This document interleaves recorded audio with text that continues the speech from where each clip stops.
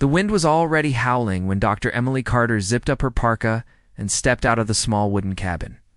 The early summer sun, pale and hesitant in this part of Alaska, barely managed to peek over the horizon.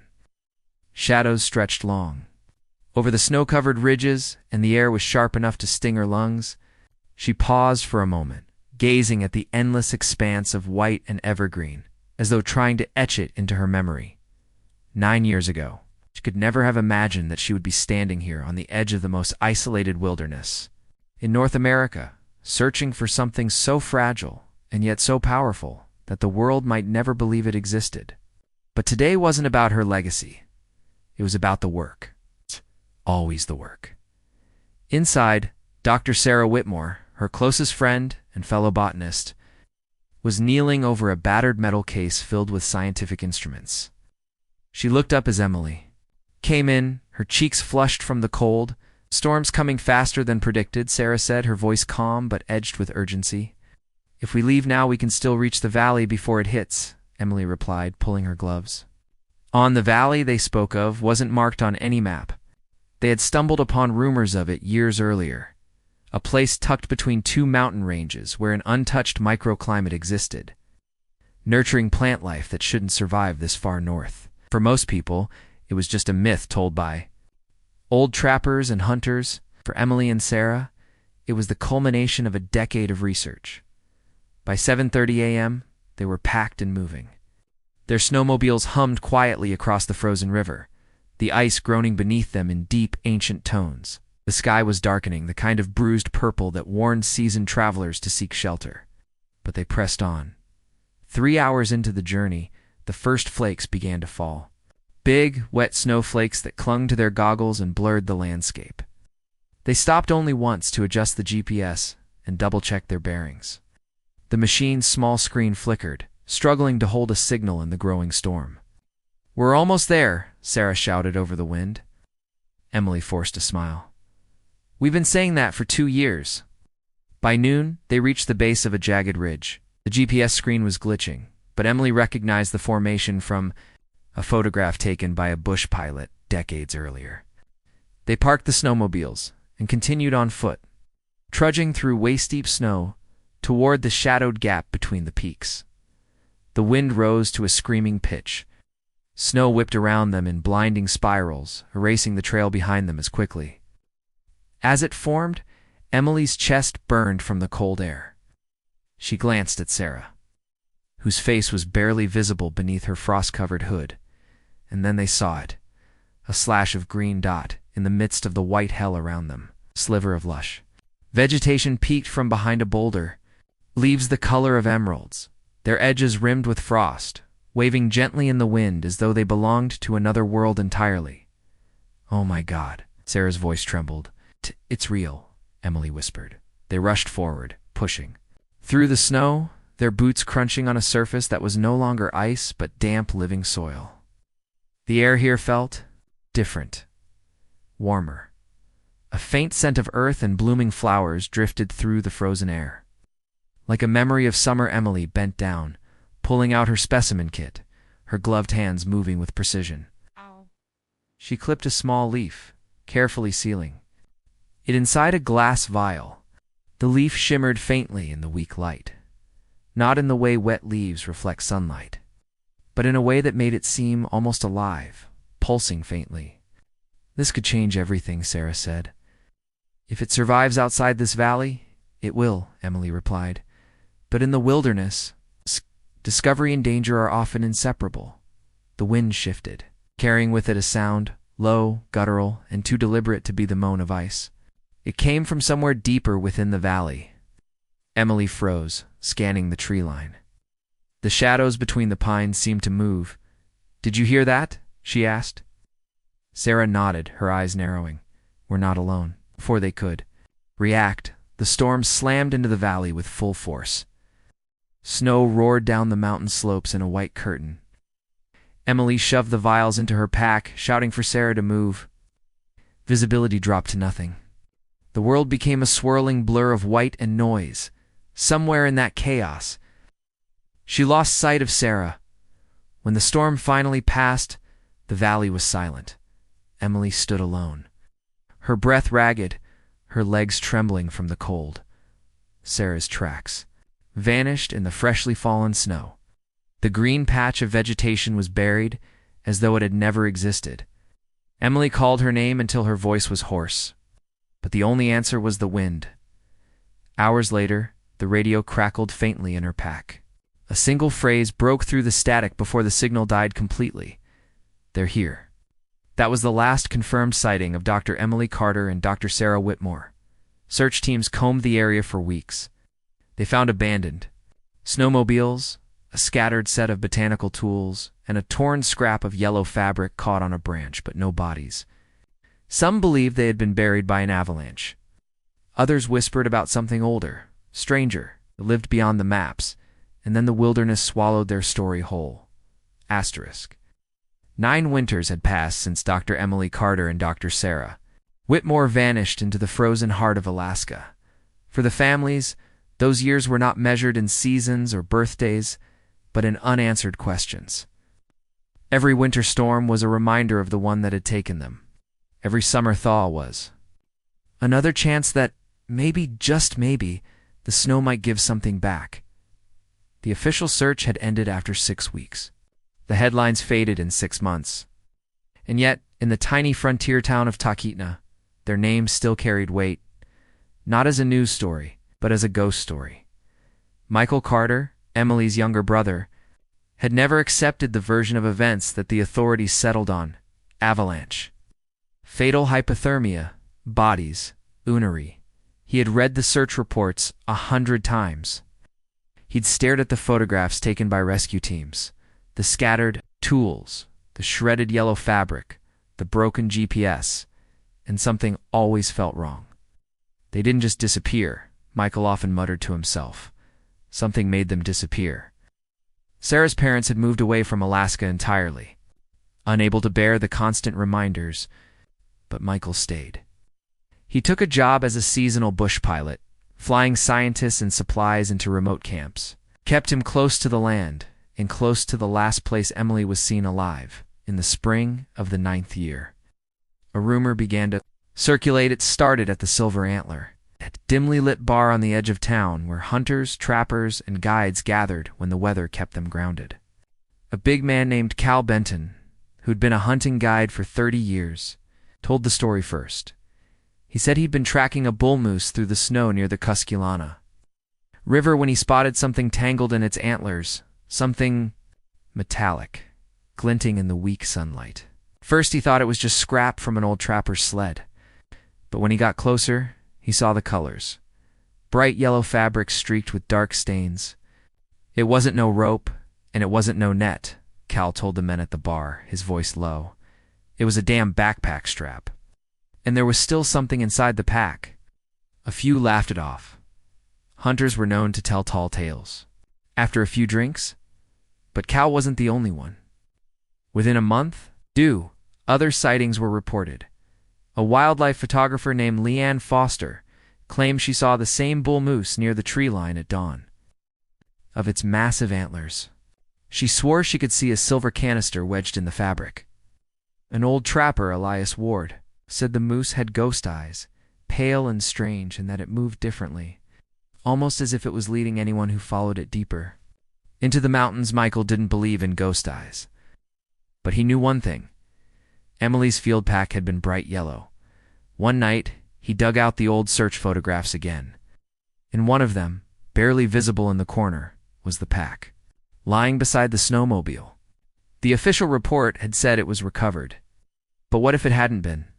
What if Emily had taken it with her when she left the snowmobile behind? By midsummer, Michael made his decision. He called in every favor he had from the survivalists, who owed him a debt for airlifts, to the trackers who respected Emily's work, to the few locals who didn't think he was chasing ghosts. His team came together quietly. Lena Park, a survival instructor who'd lived in the Arctic Circle for 5 years. Jesse Harlan, a wildlife tracker with a reputation for finding things others missed. Tom Reyes, a documentary filmmaker who had been chasing his own white whale's feature on unexplained disappearances in Alaska. The plan was simple: Locate the bull moose. Confirm if the object tangled in its antlers was indeed Emily's. Pack. Recover it and whatever was inside. But in Alaska, simple rarely stays that way.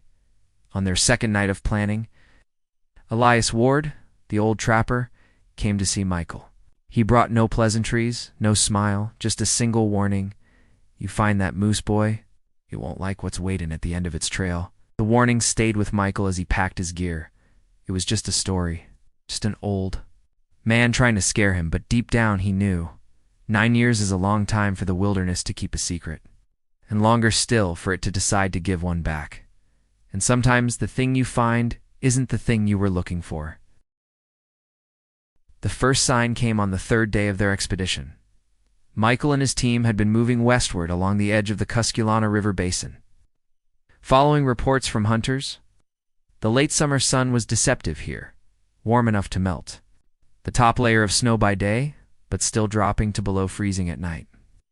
The ground was a patchwork of slush, ice, and brittle tundra grass. Lena was in the lead. Her rifle slung across her back, scanning the tree line through binoculars. Jesse moved silently a few steps behind, eyes on the ground for tracks. Michael carried the heavier load, the camp gear, and food supplies, while Tom filmed everything, his camera humming softly in the silence. "Moose tracks, Jesse," whispered, crouching. Michael moved closer. The deep, heart-shaped prints cut into the damp earth, their edges fresh. "How old?" 2 hours, maybe less," Jesse replied. "And he's big, really big." They followed the tracks for nearly a mile before reaching a clearing. There, in the soft mud by the riverbank, they found something else. A scrap of yellow fabric. It was stiff with age and frayed along the edges. But the color was unmistakable. Michael's heart pounded as he turned it over in his hand. The fabric was imprinted with a faint black logo, the same brand Emily used for her field packs. Lena's voice cut through the movement. North Ridge. They froze. From the far edge of the clearing, a massive shadow emerged, the unmistakable hulk of a bull moose. Even at a distance, its antlers looked impossibly wide, each tine sharp against the gray sky. And hanging from the right antler, swaying as the animal moved, was the yellow pack. Tom's camera whirred to life. "Got it. Oh my God," that's the moose lifted its head suddenly, nostrils flaring. It stared straight at them. Michael felt the weight of that gaze, not just the size of the animal, but something unsettling in the stillness. Most moose would spook and run. This one did instead. It turned deliberately, stepping back toward the tree line. The pack swung again, catching a flash of metal in the sunlight, something cylindrical wedged in the fabric. "Let it his way," Jesse muttered. "Or luring us in," Lena replied, not taking her eyes off the animal. They followed. The moose moved with slow, deliberate steps, never too fast to lose sight of, never too slow to catch. It wove through the pines, across narrow streams, over mossy ridges. Each time they thought they were gaining ground, it would slip just far enough ahead to keep them chasing. Hours passed. The forest grew thicker, the air cooler. Shadows stretched across the ground, even though the sun still hovered above the mountains, and then they saw the first carving. It was on the trunk of an old spruce, the bark stripped away in a rough oval. Inside, deep grooves formed a shape, a circle with 3 vertical lines through it. Michael didn't recognize it, but the marks were weathered, not fresh. "Trapper sign?" Tom asked. Jesse shook his head. "Never seen anything like it. And these cuts, they're old. Years old." As they moved on, they began to see more. Symbols on rocks. Strips of bark peeled away to reveal faint etchings. One resembled a spiral. Another looked almost like a human hand. But too long in the fingers, the moose kept leading. By late afternoon, they reached a marshy hollow surrounded by fallen logs. The moose stopped at the far edge, staring at them for a long moment. Then, without a sound, it turned and disappeared into the trees. Michael exhaled for the first time in what felt like hours. They approached the spot where the moose had stood, expecting perhaps a shed antler, or another scrap of fabric. Instead, they found a campfire ring, stones blackened by soot. Half buried under moss, in the center lay a rusted tin cup. Lena picked it up, brushing away dirt. "This isn't that old," she said.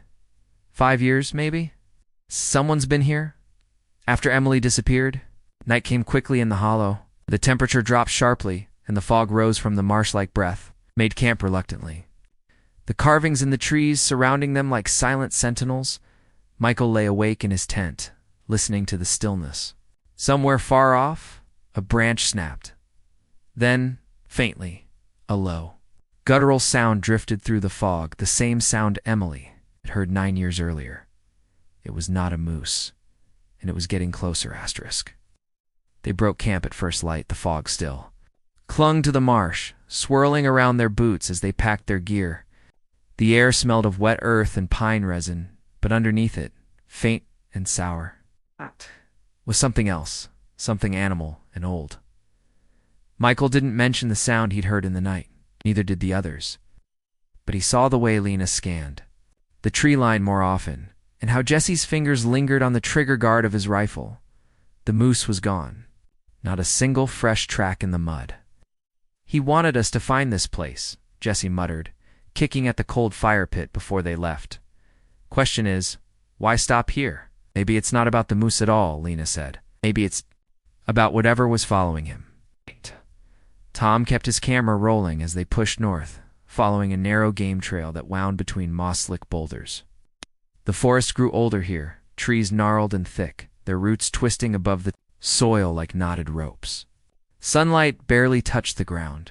Every so often, they'd find another carving. Most were weathered, almost erased by time. But one carved deep into a cedar trunk looked fresh, the bark still bleeding sap. It was a crude spiral marked, with 3 slashes through the center. Michael didn't know why, but it made the back of his neck prick. By midday, they reached higher ground where the forest thinned, giving way to open tundra. The wind was stronger here, carrying with it a sharp, metallic temps. Lena was the first to smell it, raised a hand to halt the group. Blood. They followed the scent to a small gully. The grass below lay the half-eaten carcass of a caribou. It hadn't been dead long. Steam still rose from the torn muscle where the cold air met warm flesh. Jesse crouched to examine the tracks around the kiln. His face tightened. "These aren't wolf tracks," he said quietly, too wide in the spacing. "Shh. Whatever killed it walks upright." Michael stared at him, a bear. Jesse shook his head. "A bear doesn't leave prints like this."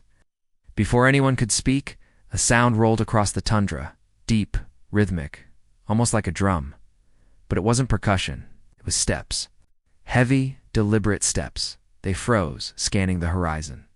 The sound grew louder, then stopped. Silence. Tom's camera was still running when the first rock landed.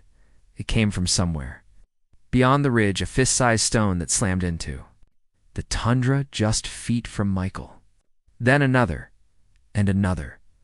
Lena raised her rifle, relieving now. They retreated south, back into the forest cover. But the rocks followed, always from behind, always just close enough to remind them they were being herded. By late afternoon, the sky had darkened with heavy clouds. The rain began to fall, cold and steady. They made camp under a dense stand of spruce. The fire burning low to keep from drawing attention, Michael sat apart from the others, turning the scrap of yellow fabric over in his hands. The metal glint he'd seen in the moose's antlers haunted him, a silver canister, just like the ones Emily used for her most valuable samples. If that canister had survived 9 years out here, what else had? That night, as the rain tapped against the tent, Michael heard it again. The low, guttural sound. Closer now. It's no longer moving past, but circling. A shadow moved between the trees. Taller than a man, its outline blurred by mist and darkness. It paused just at the edge of firelight, watching. Michael reached for his flashlight, and when the beam cut across the trees, the shadow was gone. Only the carvings remained, glowing faintly in the wet bark, as if they'd been freshly cut. That very moment. The Alaskan wilderness had an uncanny way of holding its secrets, as if the trees themselves had made a pact with the wind to guard every mystery. For 9 years, the disappearance of Dr. Emily Carter and Dr. Sarah Monroe was just one more whispered legend among hunters and travelers who passed through the remote trails. But now, with the strange object found tangled in a moose's antlers, the story had taken a darker, more unsettling turn. Detective Mason Keller leaned against the hood of his snow-dusted SUV, staring at the photos spread across the windshield, the objective fragment of a laminated ID badge. Bent and weather-worn bore the faint but unmistakable photo of Dr. Emily Carter. The moose had been spotted wandering near the very stretch of forest where the women were last seen. It's enormous. Antlers tangled with broken twigs, strands of old rope, and the badge. Mason's breath fogged in the frigid air. "This isn't just a clue," he muttered under his breath. "It's a breadcrumb left far too late." Back in Anchorage, the find was making headlines. News anchors speculated wildly, was it proof the women had perished deep in the forest? Or was it evidence they had been held somewhere alive long after they were declared missing? Meanwhile, in a small cabin 2 miles from the nearest trail, an old trapper named Elijah Pike sat in silence by his wood-burning stove. He had been in these woods longer than most, his eyes sharp enough to catch the flicker of a snow hare's tail at 50 yards. Elijah knew things about the forest that never made it into newspapers. He remembered the winter of the women's disappearance, the unusual sounds in the night, the dim glow of campfires far from any known campsite. As Mason began interviewing old locals, Elijah's name surfaced more than once. Some called him a recluse, others a storyteller with a flair for the eerie. But when Mason finally stood in Elijah's cabin, the trapper didn't smile. Didn't shake hands, he just stared at the detective, eyes clouded with a memory that seemed too heavy to share. "You're digging in the wrong places, Elijah," finally said, his voice low and gravelly. "The forest didn't take them, people did. And those people knew these woods better than anyone." A gust of wind rattled the windows, and Mason's gut twisted. Elijah's tone carried no doubt, just cold certainty. Somewhere beneath the sprawling pines, a secret was still alive, and the moose's antlers had just torn the first thread loose. Asterisk. Detective Mason Keller drove back to the Anchorage field office, with Elijah Pike's words gnawing at his mind like frostbite. The forest didn't take them. People did. Just a theory, it was a warning. Hours later, as Mason was cataloging evidence, a junior officer rushed in with a sealed envelope. "This just came in from an anonymous drop-off," she said. Inside was a weathered piece of paper, creased, yellowed, and torn at the edges. At first glance, it looked like a topographical map of the Denali wilderness. But Mason's trained eyes caught something chilling. Tiny, re-dinked X marks scattered in a looping pattern across a remote stretch of forest. Next to one of those X's, in small, faint handwriting, was a name. E. Carter. Mason's pulse quickened. He traced the route of the X's with his finger. Whoever made this map knew something that had never been made public. Even the coordinates of the original search area weren't supposed to be common knowledge. He sent the map to forensics for dating and ink analysis. Within hours, the results came back. This paper was at least 9 years old. The ink is the kind sold in a small general store in the tiny outpost town of Tok, population 1,258. Mason didn't waste time. The next morning, he was on the road to Tok, the snow crunching under his boots as he stepped into the dimly lit store. An elderly woman behind the counter looked up, her gaze sharp and unreadable. "You came about the girls," she said before he could speak. "How did you—" Mason began, but she cut him off. "You won't find them on any trail. They're not where the forest swallows people. They're where men hide them." The woman slid a box across the counter. Inside was a compass, its needle trembling as if sensing something it didn't want to face. Carved into its brass lid were the words, "Follow the wind, not the path." Mason knew in that moment this wasn't just about finding 2 missing botanists anymore. This was about uncovering something the entire wilderness seemed determined to keep buried. And somewhere beyond the red X's on that map, someone might still be watching. Asterisk. Snow fell in thick, lazy flakes, as Mason hiked deep into the marked zone from the mysterious map. The forest here was different, quieter, heavier, as if the very air was watching him. Each crunch of his boots against the frost-bitten ground seemed to echo for miles. He checked the compass. Its needle twitched violently, spinning twice before, settling toward a narrow deer path barely visible under the snow. Mason followed it for over an hour, until he saw something that made him freeze mid-step footprints, not fresh, but recent enough to be clear to large for a woman, too deliberate to be random hikers. They trailed toward an area where the trees grew unnaturally close together, their trunks forming a kind of jagged barrier. Mason crouched, brushing away snow from the ground. Mixed with the larger boot prints were smaller impressions, lighter, uneven, almost as if the person who made them had been stumbling or dragged. His hand instinctively reached for his sidearm. The wind shifted, carrying with it a faint, almost human sound. Mason strained his ears. At first, it sounded like branches creaking under ice, but as he stepped closer, he could make out the low, rhythmic hum of a voice. He moved cautiously, peering through the tree line until he spotted Itan. Old, half-collapsed wooden structure, hidden under years of snow and moss. Smoke curled from a crude chimney. Heart pounding. Mason took a step forward only to feel a sudden snap beneath his boot. A thin wire had been buried under the snow. Before he could react, it was a sharp metallic clink from above, and something dropped from the tree's accrued trap, its jagged spike slamming into the ground inches from his leg. From inside the shack, the humming stopped. A man's voice called out, deep and calm. "You shouldn't be here, Detective." Mason's blood ran cold. Whoever this was, they knew exactly who he was. For a long moment, Mason didn't move. Snowflakes settled on his shoulders as the forest seemed to hold its breath. The man's voice from inside the shack was steady, too steady, as if he'd been expecting Mason.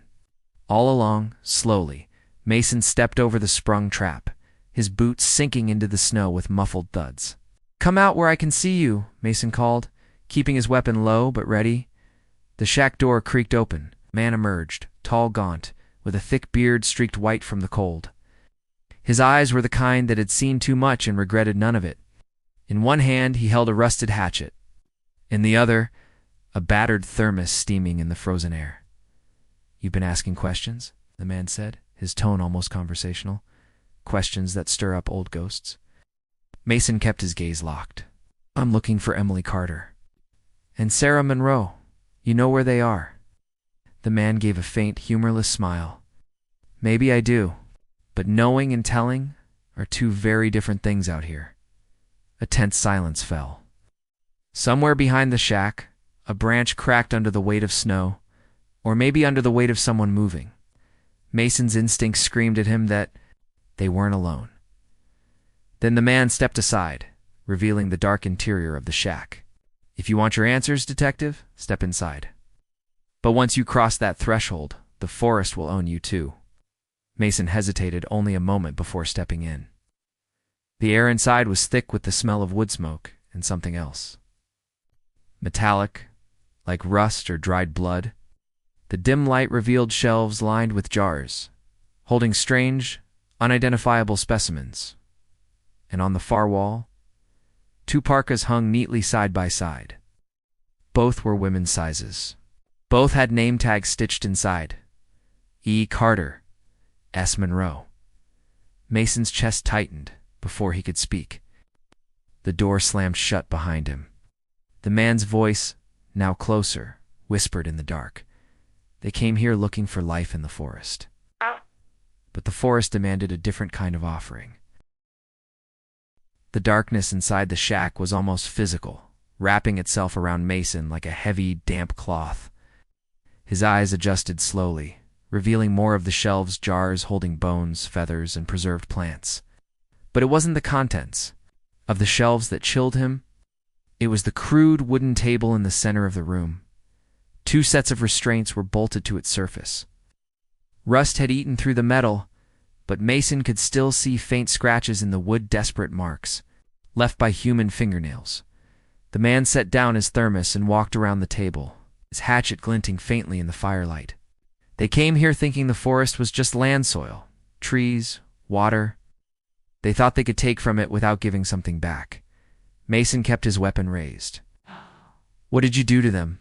The man's gaze flicked to the wall where the two parkas hung. "I didn't do anything the forest didn't want. Out here, there are rules older than you, older than me. Older than this country. The women." They understood too late. A sound came from behind a heavy curtain in the corner, a faint shuffling, followed by a low, guttural moan. Mason moved toward it, but the man stepped into his path. "You open that curtain, detective, and you'll see what happens to people who try to leave this place." Mason shoved him aside, pulling the curtain back in one swift motion. In the small space beyond was a dirt floor covered in matted furs. And sitting against the far wall, lit only by a narrow beam of light through a crack in the boards, was a woman. Her hair was long and matted, her face pale, eyes wild with fear. She flinched from the light as if it burned her. "Emily Carter?" Mason's voice cracked slightly. She blinked, her lips trembling before she whispered, "Don't say my name, he'll hear it." Mason turned, ready to confront the man, but the shack was suddenly empty. The door hung open, snow swirling inside.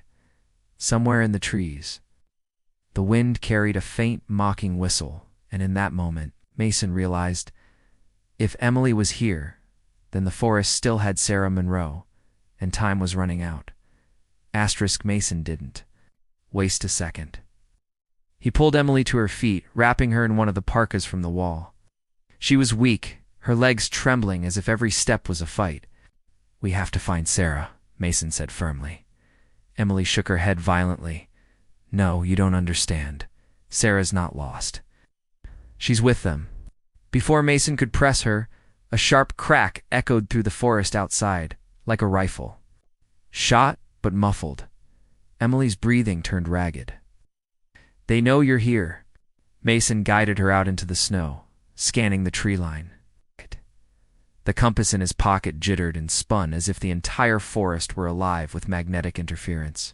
He followed it anyway, weaving through the pines until he reached a narrow ravine. Down below, through drifting snow, he saw movement, 3 figures in heavy coats, carrying something between them. At first Mason thought it was a deer, but then he saw the shape of a human arm hanging limp. Sarah Monroe. Mason descended fast, using fallen logs as cover. But as he closed the distance, one of the figures turned, revealing a face partially covered by a wolf pelt. It wasn't the bearded man from the shack, it was someone younger. Eyes cold and almost inhuman. Emily whispered, "That's his son. They call him the Keeper." Keeper set Sarah down gently in the snow, not like a prisoner, but like a sleeping child. Then he knelt, placing both hands on the ground, muttering something in a language Mason didn't recognize. The forest seemed to respond, branches swaying though there was no wind, snow falling heavier, almost blinding. When Mason tried to step forward, the ground beneath him gave a sudden lurch. The ice cracked, plunging him waist-deep into freezing water. The Keeper's eyes locked with his across the ravine. He smiled slow, knowing, and whispered something. Mason could just barely hear. Some are meant to return. Others belong here. Before Mason could pull himself free, the figures and Sarah vanished into the white haze as if swallowed by the forest itself. Emily clung to him, shivering uncontrollably. Mason looked around, but the trail was already gone. No footprints. Broken branches. That he might never see Sarah Monroe again, the forest was closing in. Every tree seemed taller, thicker, and older than the last, their branches arching overhead like the ribs of some great beast. Mason trudged forward through the snow, Emily clinging to his arm, her eyes darting in every direction. "They'll come back for me," she whispered, her voice hoarse. "They never let anyone leave for long." Mason's jaw tightened. Not this time. He kept his weapon ready, but the deeper they went, the more he felt the strange pull of the place. It wasn't just fear, it was a gnawing awareness, like the forest itself was pressing into his thoughts. Suddenly, Emily stopped, staring ahead at something Mason hadn't noticed. Carved into the bark of a massive pine was a symbol, two concentric circles with jagged lines cutting through them. The grooves were deep and fresh. Emily's breathing quickened.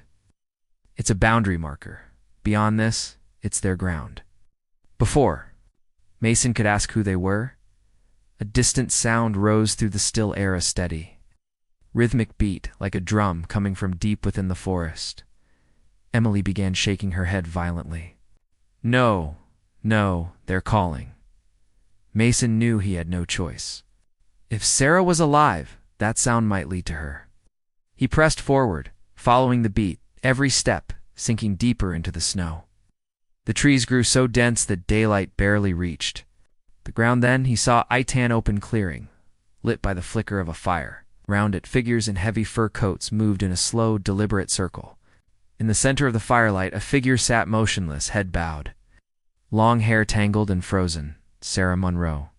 Mason took a step forward, but the snow beneath him gave a sudden sharp crunch. Instantly, the circle of figures stopped moving. One by one, they turned toward him, their faces obscured by carved wooden masks. And from somewhere behind him, a familiar voice spoke, calm, confident, almost welcoming. I told you, detective. Some don't come back. Mason turned slowly. The keeper was standing just a few feet away, holding something in his hands. It wasn't a weapon. It was Sarah's old leather-bound field journal, and from the way he held it, it was clear the journal was more dangerous than any gun. Asterisk, the keeper stepped closer, the firelight dancing across the rough leather cover of Sarah Monroe's journal. It was worn, stained, and warped from years of damp, but Mason could still see the initials etched faintly into the corner. Smellwise breath caught. Don't open it. The keeper tilted his head, a strange smile behind the shadow of his hood. She wrote everything in here, every plant, every track, every place they went, and the place they shouldn't have gone, ignoring Emily's warning. Mason reached for the journal, but the keeper pulled it back. This doesn't belong to you, detective. This belongs to the forest. Mason's voice was steady. What's in it? The keeper's smile widened. Truth, and truth is dangerous here. Finally, he tossed the journal toward Mason. It landed in the snow at his feet. Mason crouched, flipping it open. The first pages were harmless sketches of rare alpine flowers, notes on soil composition. But the deeper he went, the more erratic the writing became. Sentences trailed off into jagged lines, ink smeared as if written in haste. Then came the maps, hand-drawn and detailed, showing not just trails but hidden clearings, underground caverns, and a spot marked with a dark, heavy X dot beneath that X. In shaky handwriting were 4 words. They are not human. Mason's pulse spiked. He turned to Emily, but she was already backing away, her face pale. That's why they took us, Emily whispered. We found the clearing. We saw them. Without the masks? They're not hunters, detective. They're something older, something that's been here longer than any of us. From the clearing, the masked figures began to move again, their slow circle quickening, the drum beat louder, faster. Ow. The fire roared higher, sparks swirling into the frozen night. The keeper stepped back into the shadows. Now that you've read it, you can't leave. The masked figures broke their circle, turning toward Mason in unison, and deep in the forest. Something answered their drumbeat with a sound no human throat could make. The drumbeat stopped. Silence fell so suddenly that Mason could hear the hiss of the snow melting where it touched the fire. Then, one by one, the masked figures removed their wooden faces. Mason froze. Their skin was pale not from cold, but from something unnatural. Their eyes were large, reflective, like a predator's in the dark. Veins spider-webbed beneath their skin, pulsing faintly with a sickly blue glow. Their mouths were too wide, their teeth sharp and uneven, like shards of bone. Emily stumbled backward, her voice barely a whisper. This is what I meant. They're not men. The keeper stepped forward, his mask still on. They were here long before your cities, before your roads. The forest feeds them, and they feed the forest. That is the balance. Mason's voice was tight. And Sarah? The keeper's head tilted. She has been chosen. She will join them, and the forest will keep her. Forever? Mason tightened his grip on his gun. Not if I can stop it. A ripple passed through the creatures. Their movements slow but coordinated, as though they were one mind in many bodies. Then, without warning, they lunged. Mason fired. The sound of the gunshot shattered the night, echoing through the trees. One creature staggered back, but instead of falling, it let out a screech so piercing it rattled Mason's teeth. The others moved faster, surrounding him in a blur of pale limbs and glowing eyes. Emily grabbed his arm. The journal looked at the last page. Mason shoved his hand into his coat, flipping to the back of Sarah's journal. The final page was a single sketch, a symbolist spiral inside a circle with the words beneath it. Fire is the only way. Mason's gaze shot to the roaring flames in the clearing. If the journal was right, that fire wasn't just for ritual. It was the only thing keeping these things from crossing into the world beyond the forest. And now, the creatures were herding him and Emily straight toward it. From behind them, the keeper's voice cut through the chaos. You can save Sarah, or yourself. Not both. Asterisk. The creatures closed in, their pale faces flickering in the firelight, eyes reflecting like shards of ice. Mason's heartbeat thudded in his ears. Emily clung to him, trembling, then dashed through the wall of shifting bodies. He saw her, Sarah Monroe. She stood just beyond the flames, barefoot in the snow, her hair tangled, her skin ghost pale. But her eyes... Her eyes glowed with the same faint, blue light as the creatures. Sarah. Mason's voice cracked as he tried to push forward. But the creatures tightened their circle. Sarah tilted her head slowly, studying him as if she were trying to remember something. Then she smiled, a small, soft smile that didn't reach her eyes. The keeper emerged from the shadows behind her, his mask finally removed. His face was weathered, but strangely serene, his own eyes glowing faintly. He placed a hand on Sarah's shoulder. She has accepted the forest, the keeper said calmly. She is no longer yours to save. Mason gritted his teeth. She's not one of you. Sarah's voice floated through the cold air, quiet and almost gentle. Mason, you shouldn't have come. Emily tugged at his sleeve, whispering frantically. If we get her now, before the next chant? Maybe before she could finish? The creatures began to move again, their motions becoming frantic, almost violent. The fire roared higher, and Mason realized they were preparing for something final, something that would bind Sarah to them forever. He glanced at the journal's last page again. Fire is the only way. His mind raced. Did it mean destroying the creatures with fire? Or did it mean burning the clearing itself? The keeper's voice deepened. Choose, detective. Step into the circle and join her, or leave and live. Snow swirled wildly around them, the wind howling like the forest itself was waiting for his answer. Mason took a deep breath, raised his gun in one hand and grabbed a burning branch from the fire with the other. If the journal was right, he was about to burn more than just the clearing. Asterisk. Mason swung the burning branch in a wide arc, sparks flying into the snow. The creatures shrieked and staggered back, their glowing eyes narrowing in pain. The fire's light seemed to weaken them, their movements jerking and disjointed. Emily darted toward Sarah. Mason caught a glimpse of something. Sarah didn't flinch from the flames. She stepped calmly through the smoke, her bare feet leaving. No prints in the snow, Sarah. We're getting you out, Mason shouted, forcing his way toward her. Her eyes softened for a moment. Then she whispered, almost regretfully, You can't save me, Mason. I brought them here. The words hit him harder than the cold ever could.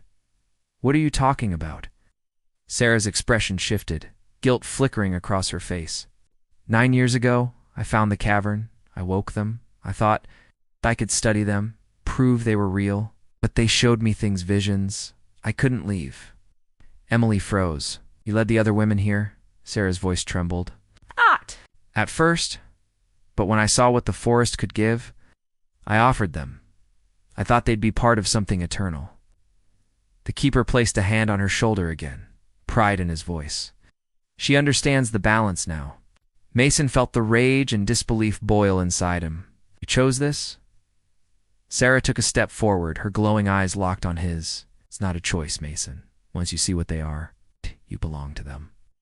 Behind her, the creatures regrouped, their circle tightening again. The fire between Mason and them was starting to die. Emily's voice broke the moment. If the fire goes out, we're done. Mason's grip on the branch tightened. He knew the journal's words were, true fire is the only way. But now, it wasn't just the creatures in the circle. It was Sarah, too. If he set the clearing ablaze, he'd be burning her with them. Asterisk, the fire was fading fast. The wind carried. The smell of smoke, pine, and something older, something wrong. Mason's heart pounded in his chest. Sarah stood just beyond the flames, her eyes glowing faintly blue. The creatures gathered around her like a crown of shadows. Emily's voice cracked behind him. Mason, if you're going to do it now. Sarah stepped forward, her voice calm but desperate. If you burn this place, you're not saving anyone. You're just killing me. Don't you remember what we were, Mason? Don't you still? He shook his head. I remember. That's why I'm doing this. Before she could speak again, Mason hurled the burning branch deep into the heart of the clearing. The dry underbrush caught instantly, flames racing outward like they'd been waiting for this moment. The creatures shrieked in unison, their bodies twisting and convulsing as the firelight consumed them. The glow in their eyes flickered, dimmed, then went dark.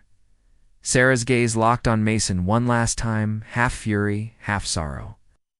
The blue glow in her eyes faded, and her lips formed the words, "Thank you." Then the fire swallowed her. Mason grabbed Emily, pulling her through the trees as the clearing became an inferno.